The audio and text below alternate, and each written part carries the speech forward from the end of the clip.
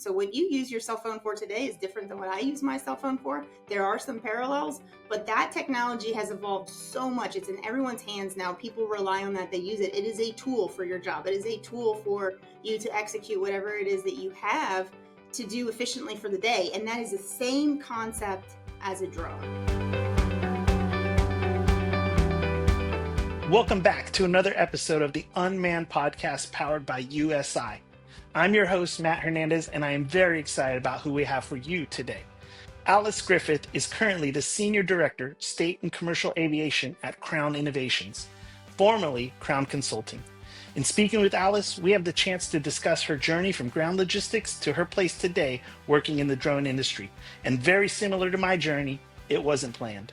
We'll also cover unmanned traffic management, states, regulatory differences, and more. Let's go. So we're here with Alice Griffith.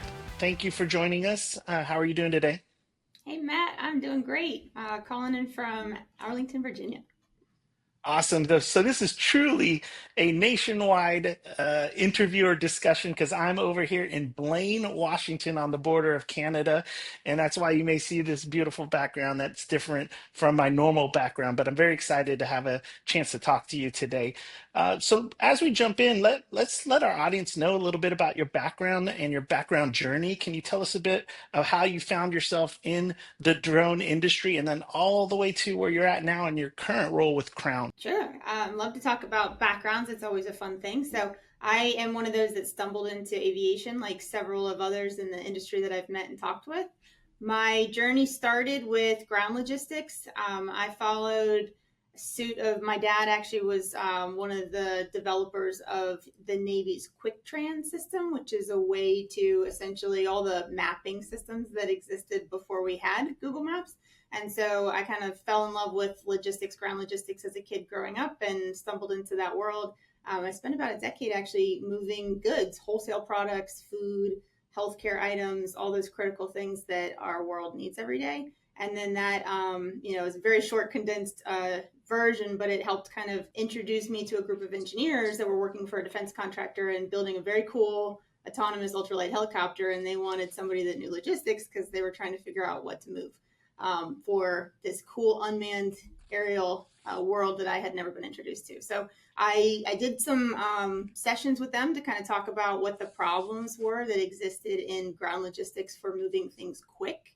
And that evolved into a little bit more interest from my portion on what this new aerial world was going to be. And I'd always kind of liked aviation because my following suit with my dad and a whole Navy career for my family, my grandfather, my great-grandfather, they had all been Navy pilots. My great-grandfather actually was captain or admiral for an aircraft carrier. So they had to handle with the really complicated stuff with planes landing there in the ocean for warfare and testing, everything like that. So I had never been into the military. So I said, well, this was my chance to kind of learn a little bit more about aviation.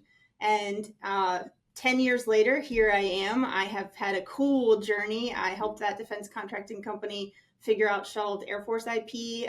We did some really cool work with healthcare integration with drones for about 5 years, building logistics systems to help kind of improve critical data, the awareness of that to clinical teams and ETA predictions, stuff like that. Probably a little ahead of its time, but here we are, and it was fun to talk about and work on.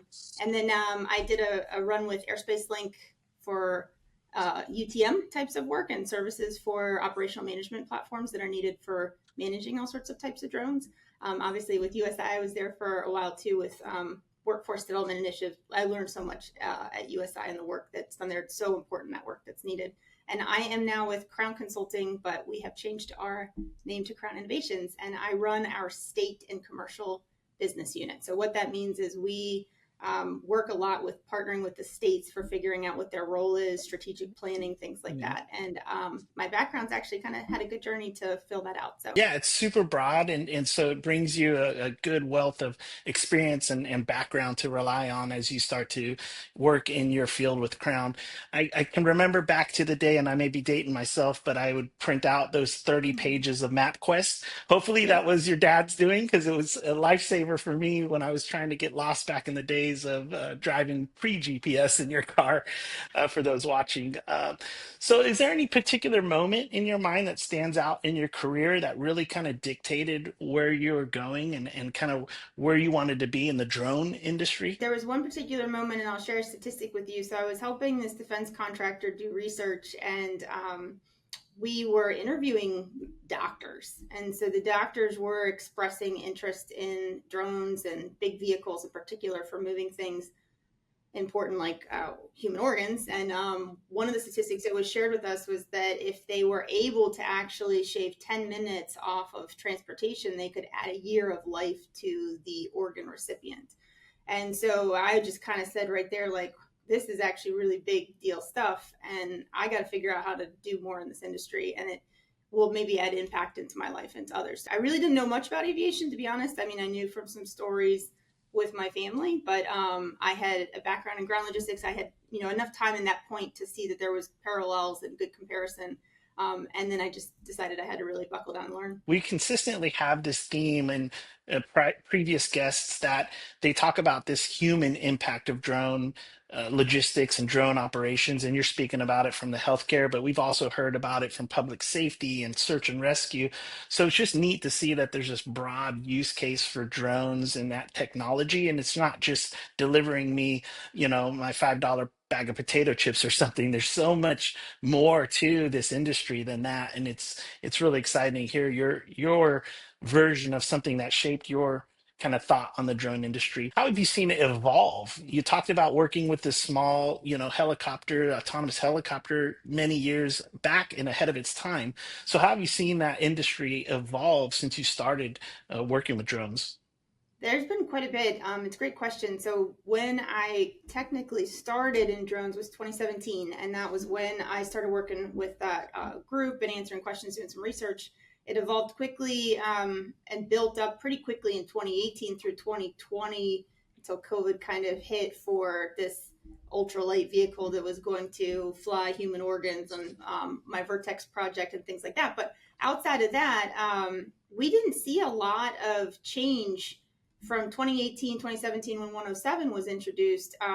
And then COVID obviously kind of halted things for a little bit, but the need and the demand for where drones could provide services was certainly recognized, and I think even publicly accepted, starting to become publicly accepted during that time, because you had people that actually needed things to be delivered to their homes and they didn't want to go out, and they had reasons for not wanting to go out. But as we evolved from there, I think we are now 10 years or almost 10 years from that period of time, and there's really not a ton of improvement on our rule sets until just recently with the executive orders that were released for what should be a new proposed NPRM for Part 108. And then we have, obviously some heavy lift rules and some things like that coming too, as well as other additional programs to support eVTOLs and things like that under the executive orders. But I do think the evolution is heavy on, or really well suited on the technology side. So we've seen a lot of technology improve. I think it's just the regulatory framework that we all kind of look back on and say, maybe we could do more. Hopefully we get there within this year and other ones to come. But the technology, the batteries, those things obviously will still need to evolve. But we have a lot of success in what has become the platforms, the capabilities. And I think we have a lot that the industry could be doing if the regulatory framework was to be expanded. Yeah, and that's one of the major differences, I think, between manned and unmanned aviation is that that technology can just so quickly evolve, and it outpaces the rules and regulations and that pace that those come out. Whereas, manned aviation had a similar time horizon for a new aircraft to come out, and the regulation could kind of stay in step, in parallel almost with the next Boeing or Airbus or whatnot. And so that's kind of one of the challenges that I think I see with the drone industry as a whole, is it just can move so quickly, and technology is so rapid that it's just hard for that regulatory side to stay on top of it. And especially as you spoke about your focus being states, each state in and of itself has maybe a different approach, and I think we'll talk about that in a few moments. But quickly, I think for our audience, we did say NPRM, and it's a notice Yeah, for notice proposed for proposed rulemaking. rulemaking. And so essentially what it is the rules come out and they say this is what we're going to do, and everyone in the United States, the public, corporations, can make a comment and say I do like this or I don't like this. And so for our audience, if you're interested in that, when it does come out, go ahead and read that rule, and you can make comment or work on that with another partner similar to Crown or Crown themselves. But let's talk about something that might be on everyone's mind too, is the safety and efficiency concerns that come with these new regulations, because everyone's talking about their excitement with the regulation opening the industry more and allowing us to really explode. And so that kind of makes some folks kind of hesitant and worried about what to expect. So what do you see as the regulations open up and the airspace maybe becomes more crowded? What are operators doing? What are some other folks doing to address those safety concerns or thoughts? So I think the big thing that people still need answers on, whether you're publicly accepting drones or you're 100% in on this industry and you want to see great success come out of it, is the interoperability piece. So we have UTM, which is your Unmanned Traffic Management System, and that is technically, in some areas, being tested for interoperability communications between platforms. But what I think we are stuck with is that there are specific geographies where there is a service provider that can operate and they're not necessarily overlapping. So what does that mean? If you're communicating in one space and not really overlapping into another space, is that really communicating for detect and avoid purposes? And we really need to see that advance a bit more. So I think that as we work through counter UAS technologies and UTM expansion, and maybe even some introduction of operations management platforms that I'm hearing about, and also what is going to be digital information exchange, this kind of core of the new ATC system, I think that we really need to see some of that interoperability start to overlap, test where aircraft may or may not conflict, because what we see, unfortunately, in our world right now is quite a bit of either a drone driving a collision or almost having a near collision, or even some of our aircraft systems, traditional aircraft systems that are having crashes. And so I think the public is demanding and looking for us to define safety, maybe expand safety a little bit more, not only the FAA or DOT, but also industry, because I think we really need that role ourselves to see how can we help to avoid this from happening in the future. Yeah, I agree. And the challenge is we can't, just kind of unilaterally say all those safety rules and procedures that were in the manned world apply to the unmanned space or the drone space. I think a lot of them do apply, but we do need to thoughtfully kind of distill down which ones are actually going to be useful and effective, and then apply those in a reasonable manner. So I think you make a lot of great points there. We did talk about, and I wanted to give you a chance now to speak about how those differences in the states are being addressed as these regulations come out. As we talked about expanding or exploding the industry, how is the state to state going to take those new regulations and apply them or modify them? Each state is trying to figure that out for themselves. So we at Crown, part of our role is helping the states with strategic planning. That's one of the core focuses that we provide, and that could be a lot of things. Road mapping, it could be figuring out some of this interoperability that I mentioned, or it could just be I'm at ground zero and how do I get started and where do I go? How do I help maybe look at some of the code and the laws and regulations of my state, and how do I figure out how to prepare for UAS or AAM activity? So what I think is really the state's role there is if they can provide or put a plan in place that is statewide, a roadmap essentially for what you need to do to prepare for state to adopt and kind of and welcome AAM providers, advanced air mobility service providers, new drones, new vehicles that are flying, whether they have autonomous capabilities or maybe just some more electric capabilities, things like that. There's quite a bit of new aircraft, next generation aircraft that is there available to fly. And the states have to figure out a lot of the complex questions without a lot of direction, because traditionally the FAA has managed all of their airspace. So now they have this lower airspace that really kind of gets into ground risk, what they've been responsible for, and with transportation. And so there's a lot of questions, and I feel like they really need experts to help them navigate this industry and figure it out. So Crown has positioned ourselves with a lot of states to help them, particular Ohio, North Carolina, Pennsylvania, Tennessee. We have quite a bit of success in helping them to navigate this next chapter, this next generation of aviation. It's tough because you want to make sure the states aren't kind of reacting really restrictively or risk adversely and trying to put extra regulation and extra layers on top of some of these new federal rules and hopefully kind of roadmaps to BV loss operations, et cetera. But at the same time, they want to be smart. They want to make sure that their states are applying smart and safe rules for their citizens or what, the people that live in that state. So you also talk about how Crown works with those individual states, but what about other industry leaders and organizations? How should they advocate, or what should they do during these regulatory change events, and how should they support innovation in the drone space? So states and for commercial operators or tech platforms, there is a advocacy role there for things that they need, maybe what they want to be involved in. So a lot of, whether it's a state or whether it's a commercial entity, if you have something that you are particularly good at, let's say you're really good at counter defense systems, or let's say that you really feel like you have manufacturing that's a plethora of the businesses that are in your state, how can those businesses, or how can you help to provide that next kind of level of operation? So for manufacturing facilities, they move a lot of stuff on ground trucks, heavy ground trucks and 18-wheelers, and there's quite a bit of volume that can be carried there. But if you need to move something faster, if you want to look at maybe shifting of how cargo can be moved in different capacities through airports and maybe in smaller loads and quicker capabilities, then you've got these new vehicles that can do that. So you can lean into advocacy for your state to say, hey, this is really where we want to look at how supply chain can be modernized and more resilient.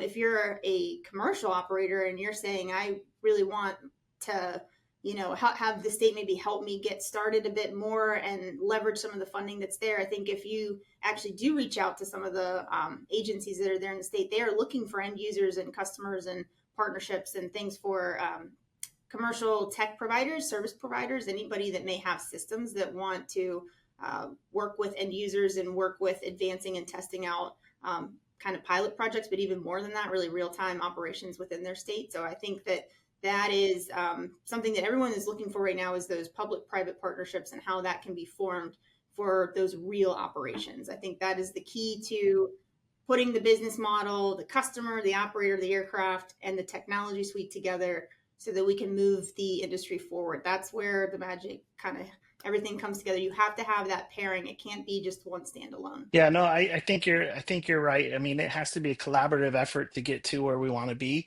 It's not just going to be the same where you have these Victor Airways where the aircraft flies at 10,000 feet. You were talking about drones at 400 feet and below flying anywhere and everywhere. And to get to that, there has to be some sort of collaborative effort to make sure it's done safely and smartly. So I think that's a great comment to that. We're really excited about the BV loss components of what 108 is supposedly coming out with. Without speculating too much, how do you think these rules have evolved? What do you think is in the future when it comes to BV loss, or particularly the 108? For 108, my excitement lies with the change in a couple of areas. So with 107, you're currently restricted to a 55 pound and under category for weight with aircraft. With Part 108, that will shift pretty high, actually, to 1320, so 1,320 pounds for total aircraft weight. That's with payload and everything. So that is a big difference. And that means that the vehicle space can get larger. Obviously, large UAS can do quite a bit, whether it's package delivery, and that's immediately where your mind goes to. That's great. But there's also a lot of really truly needed systems in infrastructure inspection. So the infrastructure to make sure that everything is maybe not having to rely on a helicopter flight to fly power lines or to inspect for emergency response missions. There are a lot of vehicles out there that can do amazing things with disaster response and to quickly turn on FEMA or federal aid, things like that. And so in order to have those vehicles operational, you have to have the rule set to do that in. And so Part 108 will enable that.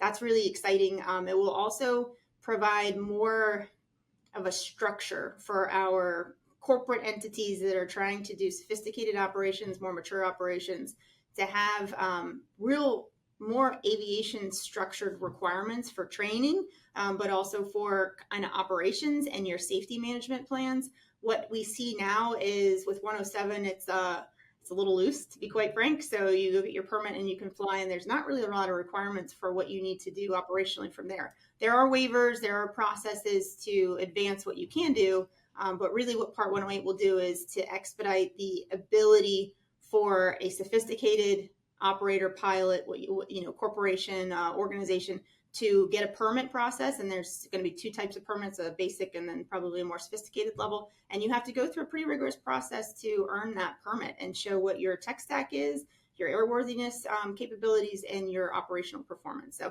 that's really exciting. With the complexities of all the things you just talked about, as well as BVLOS, really reaching out there, heavier weight aircraft and things like this, what role do you believe that education and training component will play on the prepping these operators for that? It's a good question. So for training, I think we will see a lot of expansion in people's need for training. So if I'm a pilot and I fly under 107 right now, but I want to advance my career and I'm just even a single entity, there are a lot of benefits that 108 will offer for beyond visual line of sight, but I have to be able to train to that capability. But if we go even further, obviously the corporations, the organizations that have several 100 pilots even, they really need the standard of training. So we need that defined, what that's going to look like, how they kind of plan for their programs, their evolution of training, because the Part 108 rule set will require flight training, ground school, all sorts of other things, but also really the safety management entities, I think, or the safety management element.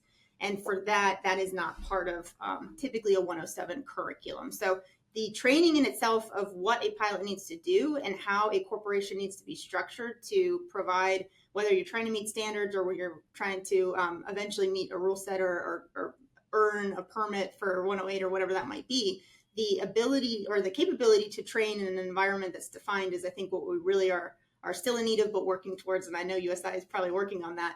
But outside of that, the other opportunity that's really exciting is for all of these end users, universities, secondary schools, even departments of transportation that now need to offer training. There are, they have to partner up and they need curriculum, they need content, they need that standard of training. They need the FAA to really kind of say, what is the training that is required for this? And so ultimately, there will be more revenue streams because of that, because as workforce is demanding and in need of training, then there will be more opportunity for people to offer training. And so I'm really excited for this world to expand, because there's dual sides. There's the push and the pull, right? There's the need as a pilot. I actually do need this. As a corporation, I need my team to be trained this way. I need an apprenticeship program. But as a person that could offer, or entity that could offer training, I also want to search out what those curriculum and standards are and offer it at my facility, or offer it at my test center, or offer it at my school for, reaching the community. It's a tool. Drone technology is a tool, but it's very specialized and complex. And I think the way you apply it and the complexity of your tool will set the stage or baseline what training and education components you need. And so it won't be the same for every single corporation and every single use case.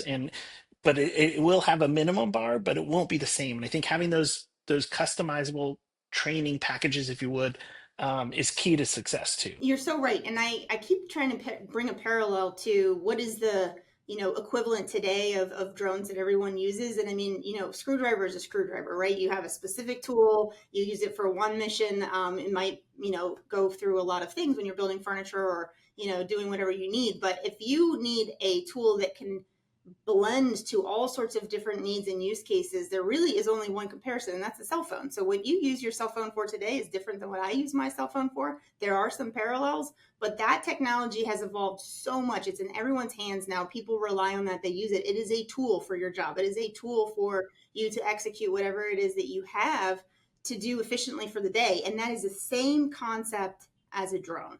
It is another tool at your fingertips that's there for you to use with your job or with your day-to-day life or with your passions. And you just got to learn to use it well. And I don't know about you, but I don't know all the intricacies and the details about my phone and how to use Nope, all but you can the use it. features. And yeah, Yep. people show me stuff today, and I go, man, I've had this phone for Wow. 2 years. I didn't know Yeah. to do that. But you can So take pictures and you can do all sorts of things with yeah, that. You can send yeah, emails, you can download apps. I mean, there will be quite a bit of technology that plugs into an aircraft's capabilities, a drone in a box solution, a yeah. larger vehicle for what user interface the passenger is experiencing on their That's journey. right. There's so much that's going to come, but it has to have that collaborative environment and that open platform, I think, for us to really see success with it. So you briefly also spoke about UTM and how that will impact, and we haven't talked on this podcast really in depth about UTM. So in the next few moments, can you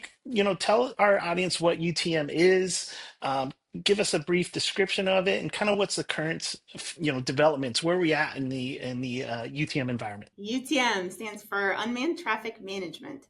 And there is an area here that I think a lot of people still have a lot to learn.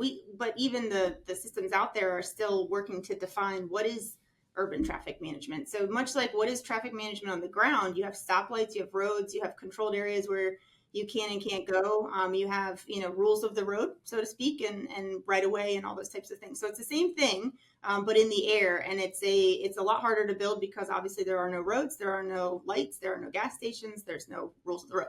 So we have to essentially build that from scratch. So the industry's worked on this for years now. There's been many UTM companies. There are several out there currently. A couple examples would be ONRA, Aloft, Airspace Link, Drone Up, I think, has moved in the UTM direction as well. You've got One Sky. There's quite a few. And ultimately, what they have capabilities of doing is they provide third-party services for a aircraft service provider to use their UTM platform for unmanned traffic management, which means it will be able to allow you to communicate. Software will allow you to communicate with another aircraft.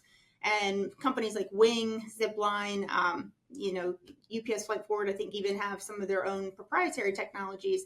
And those are UTM platforms that have to then communicate with a third party technology. So if you're flying, just like you're driving on the roads, you have to be able to communicate with other cars. And if you have a person in there, you can usually visually see that. But if you remove that pilot and you have that pilot in a remote center or autonomously operating, you have to be able to communicate with autonomous technologies. And so in order to put a flight path in, define a flight path, and then adhere to that flight path and not deviate from it unless told otherwise, that's what really the system has to do. So if you're going to run into or interfere with another aircraft or another drone or potentially a ground risk, then the system should be able to allow you notification to avoid that or to fly higher, fly around, whatever that might be. So those systems are being tested today, mostly in the Dallas-Fort Worth area with the DFW test site. There Okay. are also some other test areas like Hollister out with NASA. Crown does a lot of work with NASA research. One of the unique factors that we have is we have about 40 people that actually sit at NASA, and we do a lot of that frontline research. So we get a lot of frontline information. And where UTM is evolving is extremely important. There's a gentleman named PK. He's kind of the father of UTM. He's known Yeah. for a lot of the Yeah, I know work there. PK. He's a Yeah. great guy. So he, of course, with NASA, and has really helped to advance what UTM capabilities are going to be and what those national standards may even become. But right now, I alluded to this in the beginning, the interoperability piece. So we really need to see some advancement in that area, because interoperability work or communications between platforms has to work on detecting but also avoiding. So the Yeah. detecting, I think, is there, Yeah. but the avoidance still needs to be matured a bit. Yeah, and that's key, and it's got to be universal, really. At some point, it's got to be agreed upon that it, just like you said, the red, yellow, green light system is in all states across the United States, and we have to have the similar, system in place for drone operations to be safe and efficient and effective. You talked about having communication in the car. Also, I don't know about you, but I've had some hand and arm signals sent my way car to car, some better than others. There's But yeah, never I a way mean, to do that with an aircraft, is there? yeah, there's no way of doing that. You're right. So, in closing, what's some advice you'd have for some new entrants? A young person starting his drone company up, looking to start exercising some of these hopefully future rules, what's some quick advice you'd have to these folks? First of all, this industry's got a lot of room to grow, so come on and join us. I think there's a lot of skill sets that can apply well to this industry. There's a lot of folks that maybe come from a logistics background like me that might have interest in this space, or maybe you just have passion for gaming, for flight, for whatever it might be. But definitely jump into the space. There's a lot of areas for curriculum, whether you're at university or continuing education schools or secondary schools, that can help you prepare for it. But outside of that, I think really it's understanding that drones are a tool that will be applied to a lot of different use cases. There's so many different applications for drones, and understanding and maybe having an interest to learn all of those, because not just one is usually the career track. You can go pilot track and you can focus on a specific type of mission, but you can also go business track like me, and you can touch quite a bit of that field activity and still see it, learn from it, and be able to do things with it to help other people learn.